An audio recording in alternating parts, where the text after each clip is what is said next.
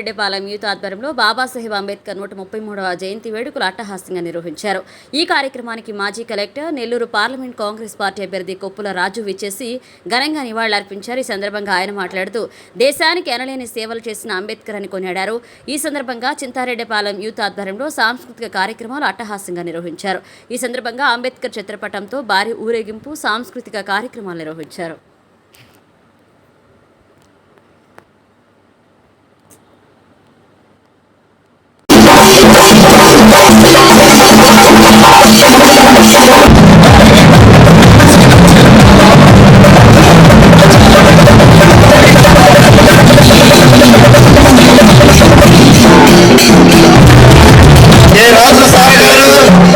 Doctor Babasaheb Ambedkar కి ఆహ్వానిస్తున్నారు.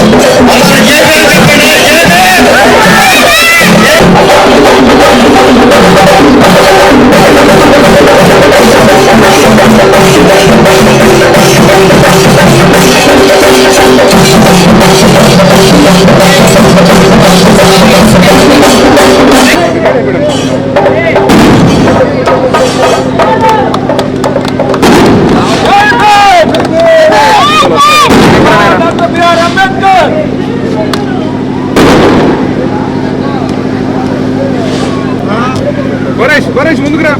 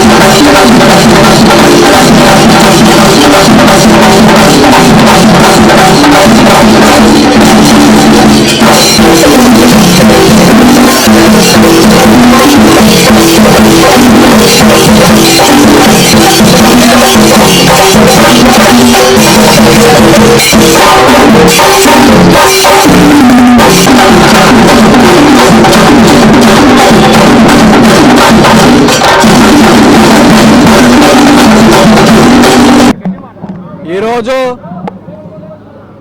చింతారెడ్డిపాలెంలో దళిత యువతీ యువకులు ఎంతో ఉత్సాహంగా బాబాసాహెబ్ అంబేద్కర్ జయంతి ఉత్సవాలు జరుపుతూ ఉన్నారు. వారి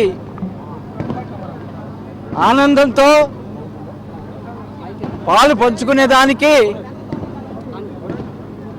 నేను ఇక్కడికి వచ్చున్నాను. మీ అందరూ కూడా తెలిసుండొచ్చు, మీరందరూ కూడా చూసుండొచ్చు. నెల్లూరు నడిబొడ్డున విఆర్ కాలేజ్ దగ్గర బాబాసాహెబ్ అంబేద్కర్ విగ్రహం ఒకటి ఉన్నది. మీకు గుర్తు చేయాలనుకుంటున్నాను. సరిగ్గా ఈ రోజుకి 35 సంవత్సరాల క్రితం ఆ విగ్రహాన్ని నేను నెల్లూరు జిల్లా కలెక్టర్గా ఆ రోజు ఆవిష్కరించడం జరిగింది. బాబాసాహెబ్ అంబేద్కర్ శత జయంతి ఉత్సవాల సందర్భంగా నెల్లూరు పట్టణంలో బాబాసాహెబ్ విగ్రహాన్ని ఆవిష్కరించిన ఆనందం నాకు ఎప్పుడూ మిగిలి ఉంటుంది. మరి మనందరూ కూడా తెలుసు, కులం పేరిట, మతం పేరిట మానవత్వాన్ని మంట కలిపినటువంటి మన సమాజం వెన్నుతట్టి సమతా సిద్ధాంతాన్ని సశాస్త్రీయంగా బోధించినటువంటి నవయుగ యువతాళకుడు బాబాసాహెబ్ అంబేద్కర్. భారతదేశానికి స్వాతంత్రం వచ్చిన తర్వాత రాజ్యాంగం రాయటానికి ఆనాడు వారిని ఎంపిక చేయడం జరిగింది. ఆ బాధ్యతని ఎంతో శ్లాఘనీయంగా వారు నిర్వర్తించి నవభారత రాజ్యాంగకర్తగా మన హృదయాల్లో నిలిచిపోయారు. వారు రచించినటువంటి రాజ్యాంగం మూలంగా ఈ సమాజంలో పేద ప్రజలు ఒక ఆత్మస్థైర్యంతో బతికేదానికి అవకాశం వచ్చింది. ఈ దేశంలో ప్రజాస్వామ్యానికి పునాదులు వేసేదానికి ఆ రాజ్యాంగం ఉపయోగపడింది. మరి భారతదేశానికి స్వాతంత్రం వచ్చినటువంటి సమయంలో అనేక దేశాలు కూడాను స్వాతంత్రాన్ని తెచ్చుకున్నాయి. కానీ ఆ దేశాల్లో చాలా దేశాలు ఆ ప్రజాస్వామ్యాన్ని మన భారతదేశంలో మనం నిలబెట్టుకున్నట్టుగా నిలబెట్టుకోలేకపోయినాయి. దానికి కారణం భారత రాజ్యాంగం లాగా వారికి అటువంటి రాజ్యాంగాన్ని రచించేటువంటి మేధావి ఆ దేశాల్లో లేకపోవటం మూలంగానే. మరి రాజ్యాంగ విలువలు ఈ సమాజంలో సమానత్వం పాలు పంచుకునేదానికి నేను ఇక్కడికి వచ్చున్నాను. మీ అందరూ కూడా తెలిసి ఉండొచ్చు, మీరందరూ కూడా చూసి ఉండొచ్చు. నెల్లూరు నడిబొడ్డున విఆర్ కాలేజ్ దగ్గర బాబాసాహెబ్ అంబేద్కర్ విగ్రహం ఒకటి ఉన్నది. మీకు గుర్తు చేయాలనుకుంటున్నాను. సరిగ్గా ఈ రోజుకి 35 సంవత్సరాల క్రితం ఆ విగ్రహాన్ని నేను నెల్లూరు జిల్లా కలెక్టర్గా ఆ రోజు ఆవిష్కరించడం జరిగింది. బాబాసాహెబ్ అంబేద్కర్ శత జయంతి ఉత్సవాల సందర్భంగా నెల్లూరు పట్టణంలో బాబాసాహెబ్ విగ్రహాన్ని ఆవిష్కరించిన ఆనందం నాకు ఎప్పుడూ మిగిలి ఉంటుంది. మరి మనందరికీ కూడా తెలుసు, కులం పేరిట మతం పేరిట మానవత్వాన్ని మంట కలిపినటువంటి మన సమాజం వెన్నుతట్టి సమతా సిద్ధాంతాన్ని సశాస్త్రీయంగా బోధించినటువంటి నవయుగ యువతాలకుడు బాబాసాహెబ్ అంబేద్కర్. భారతదేశానికి స్వాతంత్రం వచ్చిన తర్వాత రాజ్యాంగం రాయటానికి ఆనాడు వారిని ఎంపిక చేయడం జరిగింది. ఆ బాధ్యతని ఎంతో శ్లాఘనీయంగా వారు నిర్వర్తించి నవభారత రాజ్యాంగకర్తగా మన హృదయాల్లో నిలిచిపోయారు. వారు రచించినటువంటి రాజ్యాంగం మూలంగా ఈ సమాజంలో పేద ప్రజలు ఒక ఆత్మస్థైర్యంతో బతికేదానికి అవకాశం వచ్చింది. ఈ దేశంలో ప్రజాస్వామ్యానికి పునాదులు వేసేదానికి ఆ రాజ్యాంగం ఉపయోగపడింది. మరి భారతదేశానికి స్వాతంత్రం వచ్చినటువంటి సమయంలో అనేక దేశాలు కూడాను స్వాతంత్రాన్ని తెచ్చుకున్నాయి. కానీ ఆ దేశాల్లో చాలా దేశాలు ఆ ప్రజాస్వామ్యాన్ని మన భారతదేశంలో మనం నిలబెట్టుకున్నట్టుగా నిలబెట్టుకోలేకపోయినాయి.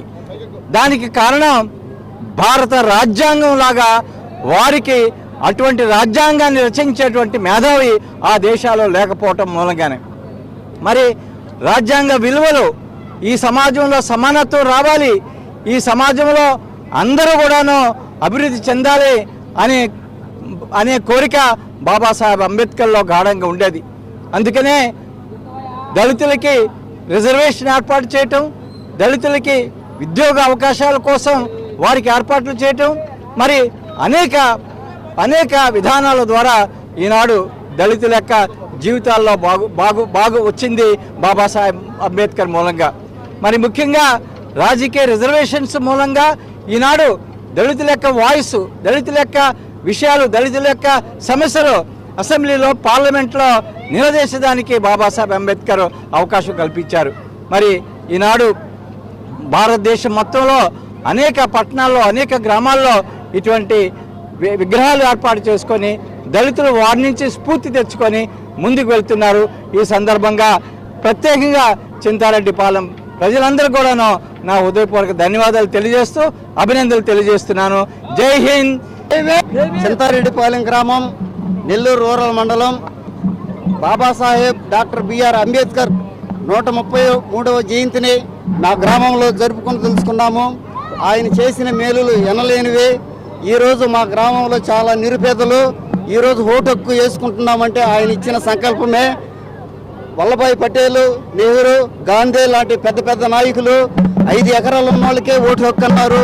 ఇంకొకరు ఇన్కమ్ ట్యాక్స్ కట్టే వాళ్ళకే ఓటు హక్కు అన్నారు. ఇంకొకరు డిగ్రీ చదివిన వారికే ఓటు హక్కు అన్నారు. మరొకరు మగవారికే మాత్రం ఓటు హక్కు అన్నారు.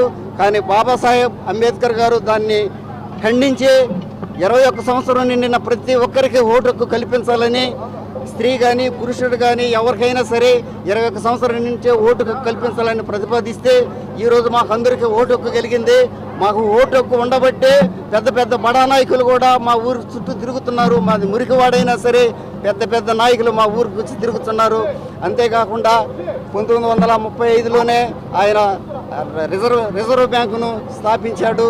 ఆ రిజర్వ్ బ్యాంక్ స్థాపించిన వాళ్ళలో మరెన్నో వీడియోల కోసం మా ఛానల్ను సబ్స్క్రైబ్ చేసుకొని పక్కనే ఉన్న బెల్ ఐకాన్ని యాక్టివేట్ చేసుకోండి.